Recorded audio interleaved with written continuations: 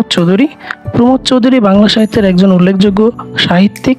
তিনি জন্মগ্রহণ করেছেন 1868 সালে এবং মৃত্যুবরণ করেছেন 1946 সালে। তার সাহিত্যকর্মগুলোকে খুব সহজেই আমরা মনে রাখতে পারি। তার সাহিত্যকর্মগুলো মনে রাখার সহজ নিয়ম: তেল নুন লাকড়ি দিয়ে বীরবলের হালখাতা খেলে হয় নানা কথা, হয় নানা চর্চা। যেমন চারিয়ারের কথা, ভাষার কথা, শহরায়তের কথা।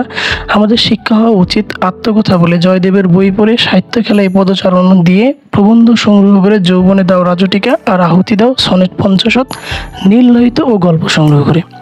আমি আবারও বলছি, তেল নুন লাকড়ি দিয়ে বীরবলের হালখাতা খেলে হয় নানা কথা, হয় নানা চর্চা। যেমন চারিয়ারের কথা, ভাষার কথা, শহরায়তের কথা। আমাদের শিক্ষা হওয়া উচিত আত্মকথা বলে জয়দেবের বই পড়ে, সাহিত্য খেলায় পদচারণ দিয়ে, প্রবন্ধ সংগ্রহ করে, যৌবনে দাও রাজটিকা আর আহুতি দাও সনেট 50 নীললোহিত ও গল্প সংগ্রহ করে। তার বিখ্যাত দুটি উক্তি আছে। প্রথম উক্তিটি, সুশিক্ষিত লোক মাত্রই স্বশিক্ষিত। এই উক্তিটি নেওয়া হয়েছে বই পড়া প্রবন্ধ থেকে। তার আরও একটা বিখ্যাত উক্তি হলো, মানুষের ভাষা মানুষের মুখ থেকে কলমের মুখে আসে, আর উল্টোটা করতে গেলে মানুষের মুখে কালি পড়ে। এই গ্রন্থটা নেওয়া হয়েছে ভাষার কথা থেকে। তার উল্লেখযোগ্য প্রবন্ধ হলো তেল নুন লাকড়ি, বীরবলের হালখাতা, নানা কথা, নানা চর্চা, রায়তের কথা, আমাদের শিক্ষা, আত্মকথা, প্রবন্ধ সংগ্রহ।